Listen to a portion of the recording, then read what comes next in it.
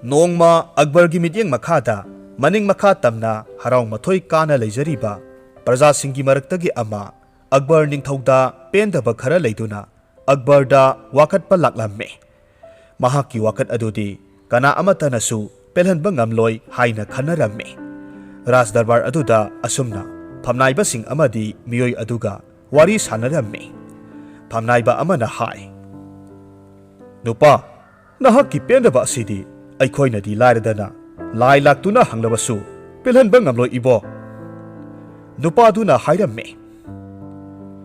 Aikhoigidi ining thongna pumnamakni ining thongna aihaki pendaba asi khara khajiktang oirebasu koknaba sinbiyu madutani nanai aihakna khaurangna ngaijariba mahaki wafam aduda phamnaiba sing adu tumin murum sonai Akbardi maithong maka lamna leijaba malabasu wakhaldadi kamdongna mahaki praja asigi apamba asi kokhansige khanwada haifam khanglamde mahaki maithong adu urubada mahaki bor mantri oiriba birbalsu hena nungairamde sahi kaya Akbargi damak kathoktuna lakiba oibana handakki matang asimasu kamdongna Akbarbu pelhansige haina khalamme ngaihaktang munna khalaga Khonjel haurab lakliba nupa aduda birbalna olsinduna hairamme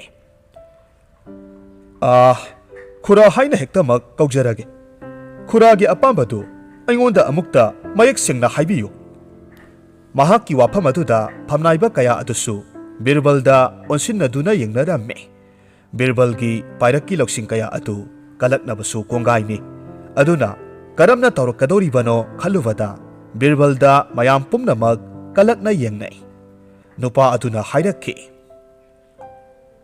angamba aihaki pendaba asi atai karisu nasade leibak asida isorgi khubamni haiduna laisang kaya lei maduda mipum khudingmak satuna magi apamba bor ninaribani maduki marakta aikhoisu amani adubu luribadi pulsi supa asi isorbu ningjaduna sanbinaba thaujanbinaba haijaba kaya asi ngasi phawba miyoi amatagi mafamdagi phangle isorgi thaujal phangle haibasi takhidre masibu kamdauribano isorda masisu wakatluba yaba natte aduna arembada matam hailai lanthum kaya katuna mandir aduda manghanbani haiduna aidi khallido aduna aihakki pendaba asi laisang asi thugaikibada mayamna yabidaba amadi thugaidagana Isorna karamba matamda aikhoida thaujal pirakani haiba ado aikhoida mangjungnana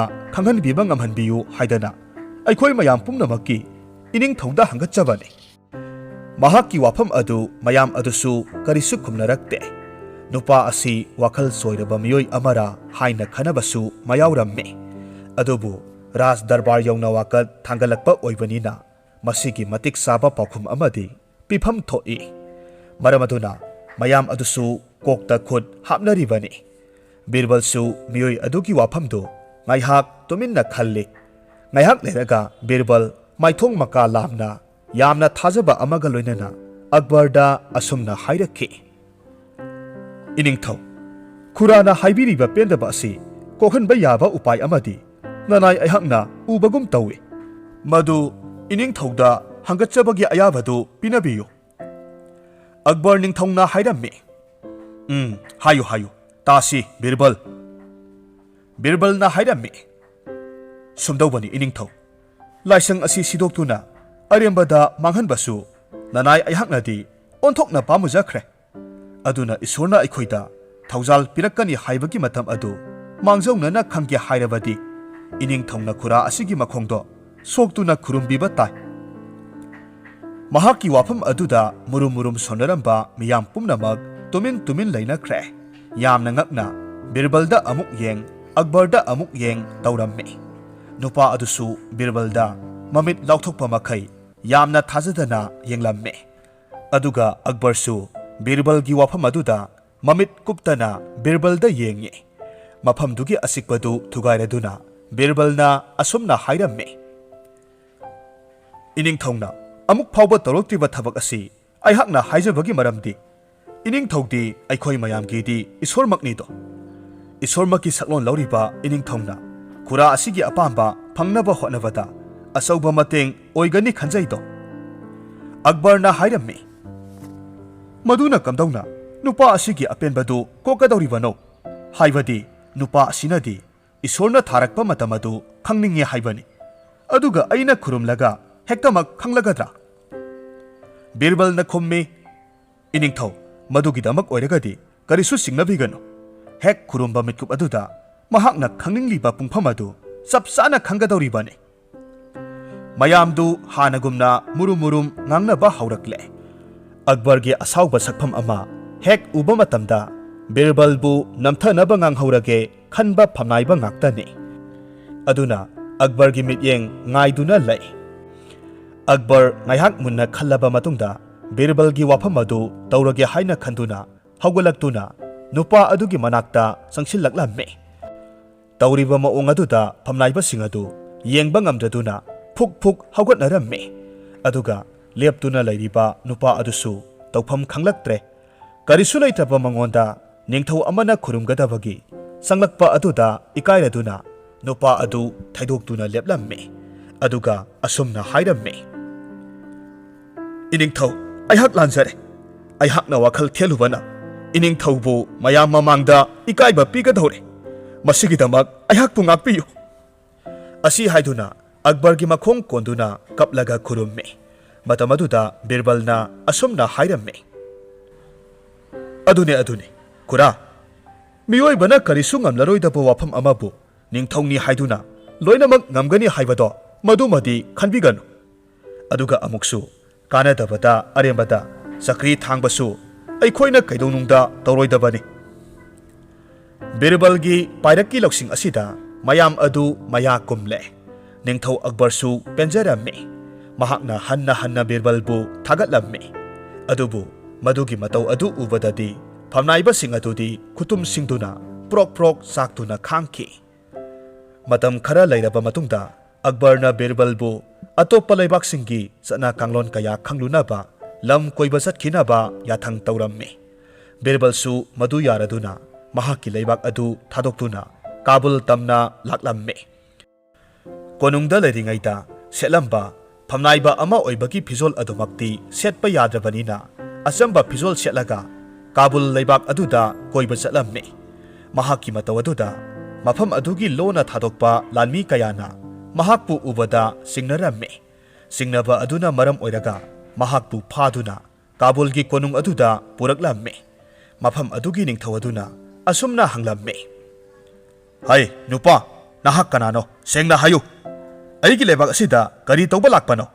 ꯁꯦꯡꯅ ꯈꯨꯝꯃꯨ, ꯅꯠꯇ꯭ꯔꯕꯗꯤ ꯅꯊ꯭ꯋꯥꯏ ꯃꯥꯡꯒꯅꯤ꯫ ꯕꯤꯔꯕꯜꯅ ꯍꯥꯏꯔꯝꯃꯤ, ꯑꯩꯍꯥꯛ ꯑꯇꯣꯞꯄ ꯂꯩꯕꯥꯛꯇꯒꯤꯅꯤ꯫ ꯑꯩ ꯃꯐꯝ ꯃꯐꯝ ꯀꯌꯥ ꯀꯣꯏꯅ ꯆꯠꯇꯨꯅ ꯃꯐꯝꯁꯤꯡ ꯑꯗꯨꯒꯤ ꯑꯅꯧꯕ ꯆꯠꯅꯕꯤ ꯀꯌꯥ ꯑꯗꯨ ꯈꯪꯕ ꯍꯩꯕ ꯄꯥꯝꯃꯤ꯫ ꯑꯗꯨꯅ ꯅꯍꯥꯛꯀꯤ ꯂꯩꯕꯥꯛ ꯑꯁꯤꯗꯁꯨ ꯑꯩꯍꯥꯛ ꯂꯥꯛꯆꯕꯅꯤ꯫ ꯅꯤꯡꯊꯧꯅ ꯍꯥꯏꯔꯝꯃꯤ, ꯁꯦꯡꯅ ꯈꯨꯝꯃꯨ, ꯅꯍꯥꯛꯀꯤ ꯁꯑꯣꯡ ꯁꯕꯥꯟ ꯃꯟꯖꯨꯅꯔꯕ ꯐꯤꯖꯣꯜ ꯑꯁꯤꯅ ꯑꯩꯉꯣꯟꯗ ꯆꯤꯡꯅꯕ ꯀꯌꯥ ꯄꯣꯛꯍꯜꯂꯦ꯫ ꯅꯍꯥꯛ ꯑꯇꯣꯞꯄ ꯂꯩꯕꯥꯛꯇꯒꯤ ꯂꯣꯟꯅ ꯑꯩꯒꯤ ꯂꯩꯕꯥꯛ ꯑꯁꯤꯗ ꯆꯪꯁꯤꯜꯂꯛꯇꯨꯅ ꯀꯔꯝꯕ ꯁꯥꯁꯟ ꯆꯠꯅꯔꯤ ꯈꯪꯗꯣꯛꯇꯨꯅ ꯂꯥꯟꯗꯥꯕ ꯌꯥꯅꯅꯕ ꯄꯥꯎ ꯄꯨꯕ ꯑꯔꯣꯠꯄ ꯃꯤ ꯅꯠꯇ꯭ꯔꯥ? ꯕꯤꯔꯕꯜꯅ ꯍꯥꯏꯔꯝꯃꯤ, ꯅꯠꯇꯦ ꯏꯅꯤꯡꯊꯧ, ꯑꯩꯍꯥꯛ ꯑꯗꯨꯒꯨꯝꯕ ꯃꯤꯑꯣꯏ ꯅꯠꯆꯗꯦ꯫ ꯑꯩꯍꯥꯛꯅ ꯍꯥꯏꯔꯤꯕ ꯑꯁꯦ ꯊꯥꯖꯕꯤꯗ꯭ꯔꯕꯁꯨ ꯅꯍꯥꯛꯅ ꯄꯥꯡꯊꯣꯛꯅꯤꯡꯕ ꯆꯥꯡꯌꯦꯡ ꯄꯥꯡꯊꯣꯛꯇꯨꯅ ꯑꯩꯍꯥꯛꯀꯤ ꯏꯒꯨꯟ ꯈꯪꯒꯦ ꯍꯥꯏꯔꯕꯁꯨ ꯌꯥꯅꯤ꯫ ꯑꯁꯨꯝꯅ ꯃꯈꯧ ꯄꯣꯡꯅ ꯕꯤꯔꯕꯜꯅ ꯍꯥꯏꯔꯛꯄ ꯑꯁꯤꯗ ꯅꯤꯡꯊꯧ ꯑꯗꯨ ꯋꯥꯈꯜ ꯇꯧꯔꯝꯃꯤ꯫ ꯅꯤꯡꯊꯧꯅ ꯃꯈꯥ ꯇꯥꯔꯛꯈꯤ, ꯐꯔꯦ, ꯑꯗꯨꯗꯤ ꯅꯍꯥꯛꯅ ꯑꯇꯩ ꯃꯐꯝ ꯀꯌꯥꯗꯁꯨ ꯀꯣꯏꯔꯨꯔꯦ ꯍꯥꯏꯔꯕꯅꯤꯅ ꯍꯥꯏꯌꯨ, ꯅꯍꯥꯛ ꯑꯩꯍꯥꯛꯀꯨꯝꯕ ꯅꯤꯡꯊꯧ ꯀꯌꯥ ꯊꯦꯡꯅꯔꯛꯏ? ꯕꯤꯔꯕꯜꯅ ꯈꯨꯝꯂꯝꯃꯤ, ꯏꯅꯤꯡꯊꯧ, ꯑꯩꯍꯥꯛꯅ ꯑꯁꯨꯝ ꯂꯥꯛꯄꯗ ꯅꯤꯡꯊꯧ ꯀꯌꯥꯗꯤ ꯊꯦꯡꯅꯖꯔꯛꯏ꯫ ꯑꯗꯨꯕꯨ ꯏꯅꯤꯡꯊꯧꯗꯤ ꯑꯇꯥꯡꯕꯅꯤꯗꯣ꯫ ꯏꯅꯤꯡꯊꯧ ꯅꯍꯥꯛꯇꯤ ꯑꯇꯤꯌꯥꯗ ꯊꯣꯛꯄ ꯃꯄꯨꯡ ꯐꯥꯔꯕ ꯄꯨꯔꯅꯤꯃꯥꯒꯤ ꯊꯥꯖꯒꯨꯝꯅ ꯃꯁꯦꯛ ꯃꯉꯥꯜ ꯃꯇꯤꯛ ꯃꯌꯥꯏ ꯂꯩꯅ ꯐꯖꯈ꯭ꯔꯕ ꯃꯤꯁꯛ ꯑꯃꯅꯤ꯫ ꯀꯅꯥꯅꯁꯨ ꯏꯅꯤꯡꯊꯧꯒ ꯆꯥꯡꯗꯝꯅꯕ ꯈꯛ ꯌꯥꯔꯣꯏꯗꯣ꯫ ꯃꯇꯧ ꯑꯁꯨꯝꯅ ꯕꯤꯔꯕꯜꯅ ꯃꯈꯨꯠ ꯂꯣꯟꯅꯗꯨꯅ ꯄꯤꯔꯛꯄ ꯄꯥꯎꯈꯨꯝ ꯑꯁꯤꯗ ꯅꯤꯡꯊꯧ ꯑꯗꯨ ꯃꯕꯨꯛꯅꯤꯡꯗ ꯅꯣꯛꯆꯔꯝꯃꯤ꯫ ꯑꯗꯨꯕꯨ ꯍꯦꯟꯅ ꯆꯤꯡꯅꯕ ꯑꯃꯒꯤ ꯁꯛꯐꯝꯒ ꯂꯣꯏꯅꯅ ꯑꯃꯨꯛꯁꯨ ꯑꯁꯨꯝꯅ ꯍꯪꯂꯝꯃꯤ꯫ ꯐꯔꯦ, ꯑꯩꯕꯨꯅ ꯄꯨꯔꯅꯤꯃꯥꯒꯤ ꯊꯥꯖꯒꯨꯝꯅ ꯃꯁꯦꯛ ꯃꯉꯥꯜ ꯂꯩꯅ ꯉꯥꯜꯂꯤ ꯍꯥꯏꯔꯕꯅꯤꯅ ꯅꯍꯥꯛꯀꯤ ꯅꯔꯩꯕꯥꯛ ꯅꯔꯝꯗꯝ ꯑꯗꯨꯒꯤ ꯅꯤꯡꯊꯧ ꯑꯗꯨꯗꯤ ꯀꯔꯤ ꯃꯥꯜꯂꯤ?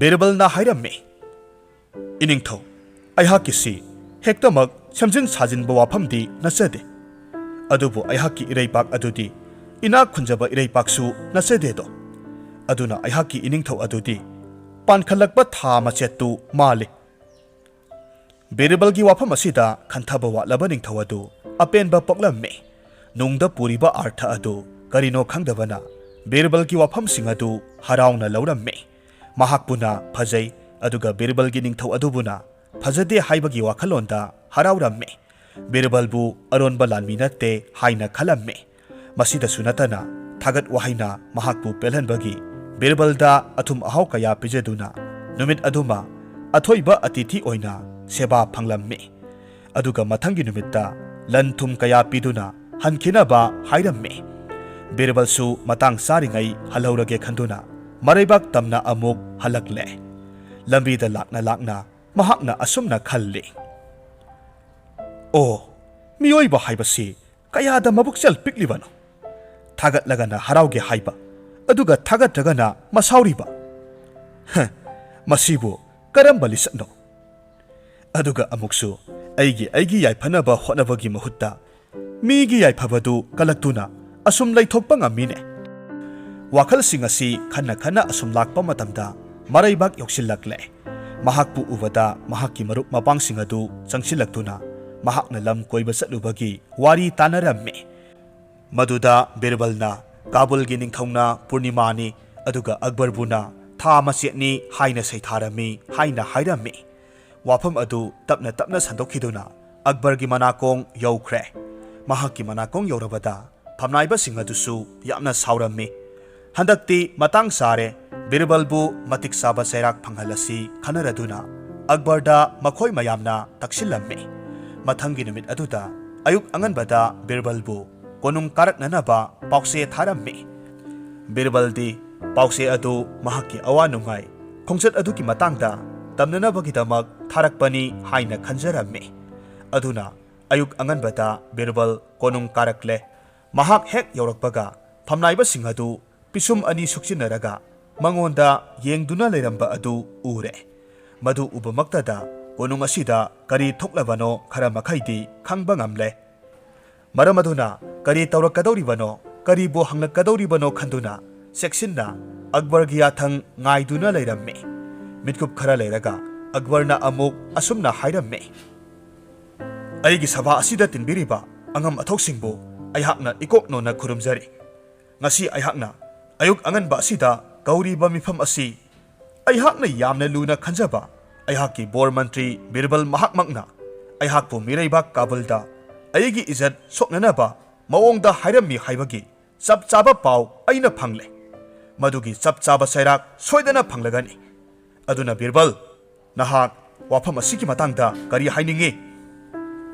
ꯋꯥꯈꯜ ꯂꯩꯕ ꯕꯤꯔꯕꯜꯅꯤ, ꯂꯧꯁꯤꯡ ꯆꯥꯎꯕ ꯃꯍꯥꯛꯅꯤ꯫ ꯃꯍꯥꯛꯅ ꯀꯝꯗꯧꯅ ꯅꯤꯡꯊꯧ ꯑꯁꯤꯅ ꯑꯁꯤ ꯌꯧꯅ ꯁꯥꯎꯔꯝꯂꯤꯕꯅꯣ ꯍꯥꯏꯕꯁꯤ ꯑꯣꯏꯔꯤꯕ ꯃꯑꯣꯡ ꯑꯗꯨꯅ ꯏꯔꯥꯏ ꯂꯥꯏꯅ ꯈꯪꯂꯦ꯫ ꯀꯔꯤꯁꯨ ꯅꯥꯆꯨꯡꯕ ꯇꯧꯗꯅ ꯃꯑꯣꯡ ꯍꯥꯗꯅ ꯍꯥꯏꯔꯛꯂꯝꯃꯤ꯫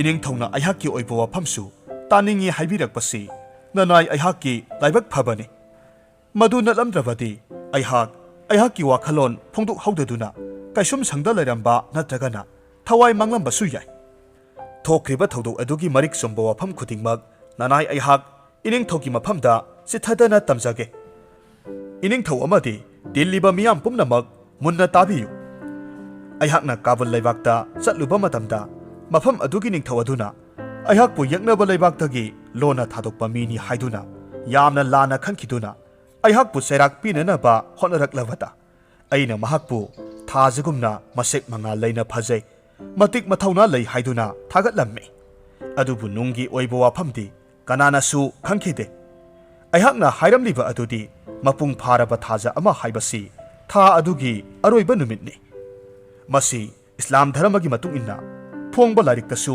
ꯌꯥꯎꯔꯤꯕꯅꯤ꯫ ꯏꯁꯝ ꯁꯝꯅ ꯄꯨꯔꯅꯤꯃꯥ ꯍꯥꯏꯔꯤꯕ ꯅꯨꯃꯤꯠ ꯑꯁꯤ ꯃꯃꯤꯡꯇꯒꯤ ꯃꯤꯌꯥꯝꯅ ꯁꯛꯅ ꯁꯣꯟꯅꯩꯗꯣ꯫ ꯑꯗꯨꯕꯨ Madugi hek nong ngalakpa matamdagidi kananasu thajagi sakphambu saithabide. Asumna nongmagi asum sitharaktuna thasi haiba matamdu yauki. Asigumna Kabul leibaki ningthawadu ayhakna thagat wahi sisinaraga mahaki kanadraba budhi loksing adubu chairambani. Adubu amaromda mahaki maphamda iningthau nahaki nagunbu pankhalakpa thamaset amagumna saitharam liba adudi asumna haibanido iningthau. Pankalaklaba tha haibasidi Hindu sing amasung Muslim singi oinadi yamna tasengba amadi harau tayamba matamni haina launayto. It kumhaisu hariba matamasida pangthoi.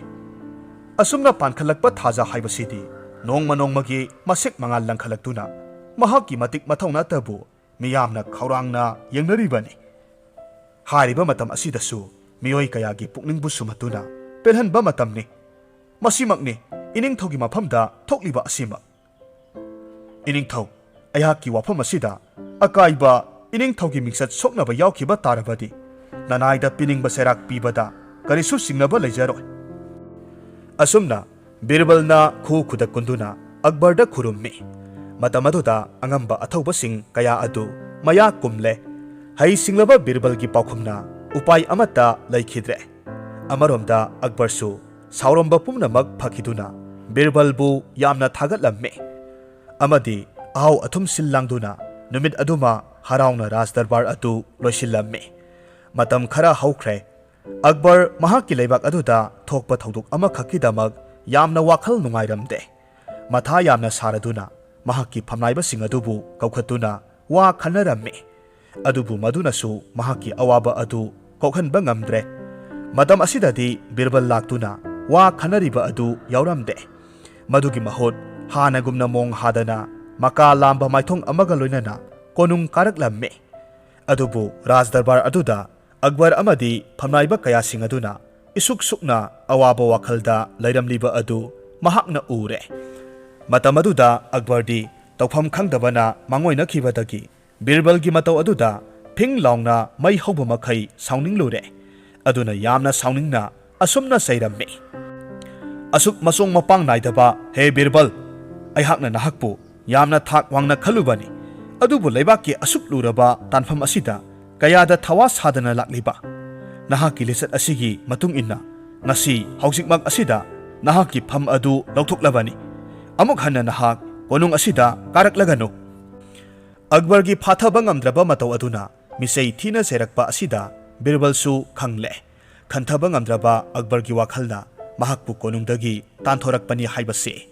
Aduna hangatna phawba yenglamdana luktharaduna Birbal konungdagi thokre. Birbalna mayum yauba matamda mahaki nupida wafam adu tamme aduga asumna khalamme. Madudi nongmadi soidana Akbar wakhal laktuna mahakpu amuk kaurakhini haina. Adubu nongma asum haukibana sayol henkre. Sayol henkibadagi tha ama phajilakpada mahaki pham adu anauba miyoi amana mahut sinduna Raj Darbar mifam haukre haiba Birbalna khanglakki. Matamasida Birbal upai leireroi khanduna mahaki nupi anganga loinana maraibak thaduktuna atopa mafamda chatkre. Tha khara haukraba matungda Akbar wakhal henna waramme. Mahaki anauba khaliba Birbalgi mahut asi phana kanna hotnarabasu mamangai Birbalna hotnaramba kaya adugi saruk maset ama phawba yauramde. Masina maram oiraga Akbar ningamdaba amakhak phawraklamme. Mahaki miyoi kaya thaduna Birbalbu amuk kaurunaba yathang tawramme. Adubu makhoina halakpadadi Birbal adu leibak thaduktuna chatkre haina tamlamme. Wafam asi tabada amukka henna Akbar thamoi kairamme. Mahaki khantha haudaba matau aduna thina saibikhiba adu yamna pelaklamde. Mahaki mafamdagi yamna maru oiraba mani ama mangkhibagum khalamme. Adubu mahaki nungaitaba matau asi uthoklubadi yadabanina penthokpagi sakpham amaga loinana anauba bor mantri ama amuk khananaba silamme. Aduna maram oiraga bor mantri oiningba singna konung karaknanaba yathang tawramme. Mathangi ayuk anganbada miyoi manga tamak konung aduda karaktuna leiramme. Makhoi manga adu amuktada punna kokshille. Phamnaiba sing aduna mathang wahang hangba hauramme.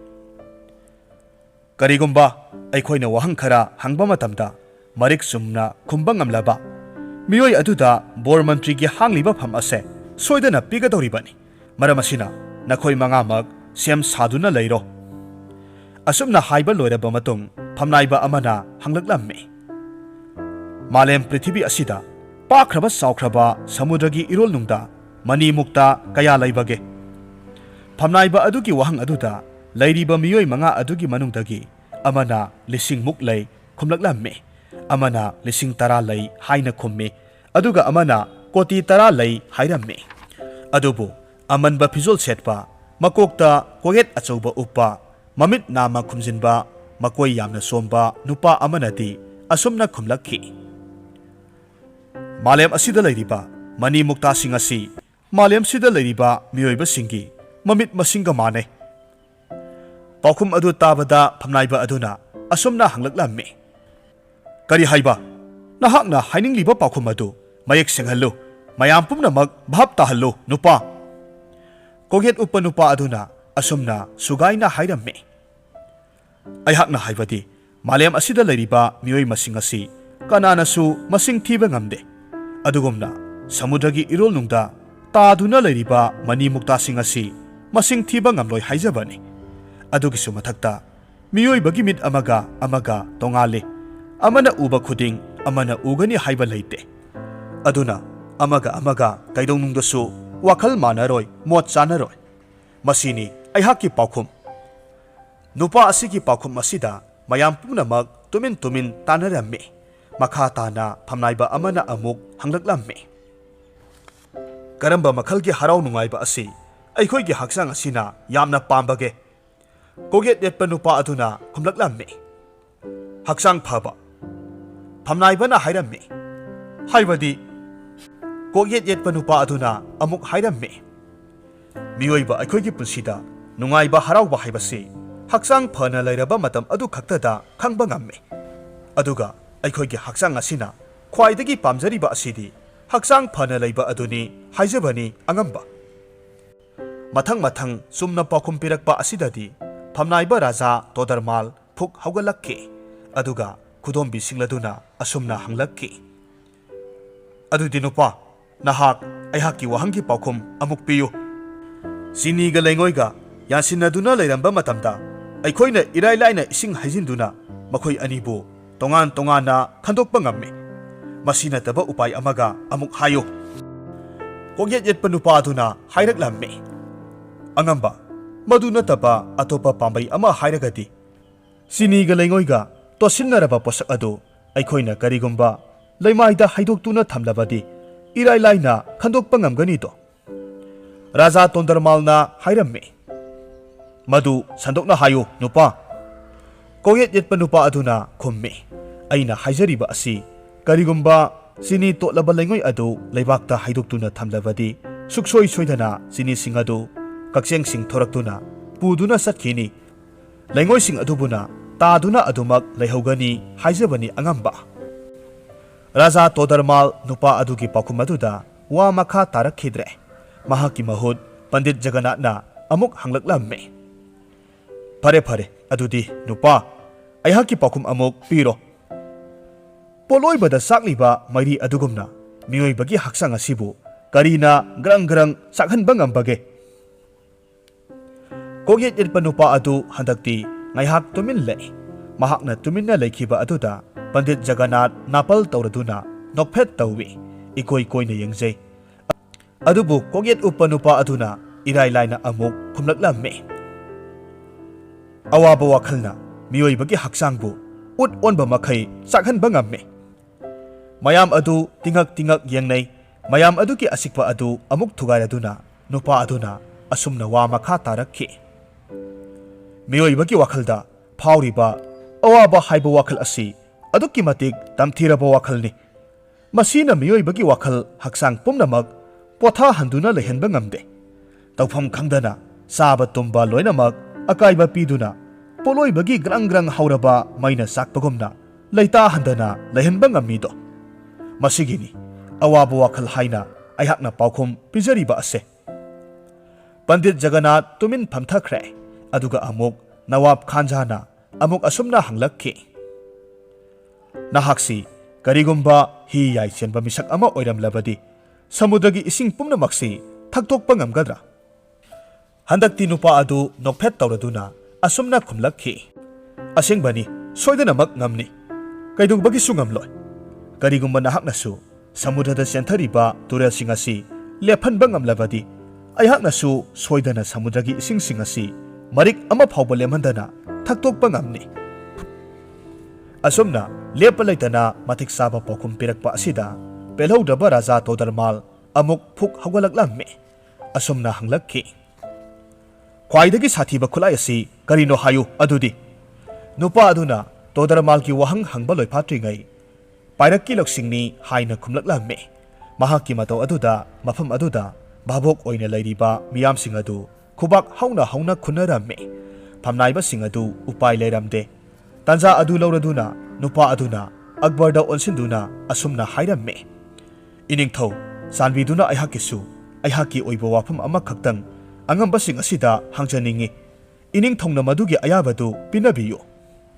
Akbarnasu madu yaraduna nupa aduna asumna hanglakki. Aikhoina losinduna leiba thong ama hangdokpa matamda makhol ama thoklibadu karina oigadoribano. Isam samba manba khumpham khangdaba wahang asida mayam adu tumin leinai. Mahaki haisingba aduda peladuna matam kuina BIRBALgi mahut thirakpa adu ngasidi phangle khaladuna yamna haraujarammi. Maram aduna bor mantri oinabagi damakta manaisingda thaudaduna nupa adugi phajaraba mafi marol sindoknanaba hairammi. Adubu nupa adunati amukasu wahang khara ningthauda hanglammi. Iningthau aihakti yamna lairaba miyoi amakhakni. Aihakpu bor mantri ama oina BIRBALgi mahutta haptuna thambigani hairibasi taseng labra. Matamaduda Akbar suktharaba maithongga loinana asumna khumlakki. Aihakna BIRBALbu khanthadana asauba amana bor mantrigi phamdagi lauthokkhibani. Asaubana mang thakibadagi mahakki mafamda aihakna asoiba ama tawkhre. Adubu aihakna amuk mahakpu konungda karaknaba mi thaduna kawhallubadadi mahakti thiba adum phangkhidre. Nupaduna khummi. Adubu iningthau karigumba BIRBALdu amuk konung asida laktuna aina paigadoriba bor mantrigi pham asi piro haireklabadi iningthauna pigadoribra. Akbarna khummi. Nahakna hangliba wahangdo matik sai. Hoi, aihakna mahakpu amuk hanna mahakki bor mantrigi mingthol pigani. Karigumba mahak halaklabadi. Adubu nahakpusu aina kaidonungda inthokhtuna thamloi. Matamaduda nahakkisu matik saba BIRBALna phangliba bor mantri mingthol adudagi tadaba ama soidanamak pini. Adugisu mathakta nahakpu haujik aina bor mantri ama oina khaliba asi BIRBALgumna wakhal loksing leiba asinani. Masida nahak ningthau aihakki wakhalon asi singnaba leiribra. Akbargi wafam singadu taraba matungda pelaba nupa adu sangsilaklammi.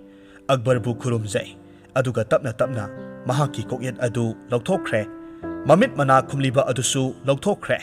Aduga akonbada songlaba sanglaba makoising adu lauthokhtuna Akbargi mamangda leplaraba adudadi mayam adu sibon BIRBAL nidana sidi hainarammi. Matamaduda Akbarsu angakpa amadi harauba phaurammi. BIRBALna amok asumna hairammi. Iningthau aihakki punsi asida punsi chuppa iningthaugi thaugal phangjaduna laksakhibani. Iraipak asi thadoktuna chenkhibagi mahutta aihakti iraipak asida thawai katkani. Aihakna yamna wana iningthaugi mangda matau asumna khudongchaba ama laklabada lepa ngamjaba oijage khanduna lakhibani. Handakki iningthaugi bor mantri mikhal asina aingonda achauba khudongchaba ama pibire. Akbar BIRBALgi wafam singadu harauna tarammi. Mahakki wakhal mapung pharamdaba adu BIRBALna mahakki mamangda leplarabada karisu singnaba laikhidre. Amaromda BIRBALbu maithiba pige kayarak hanna khanduna lakiba phanaiba sing adudi adumak BIRBALgi loksing adu lamba phangkhide. Wari asi nungaibiragadi like tawbiramo, comment tawbiramo. Aduga channel asida nauna sangbirakpa oiragadi channel asibu subscribe tawbiramo.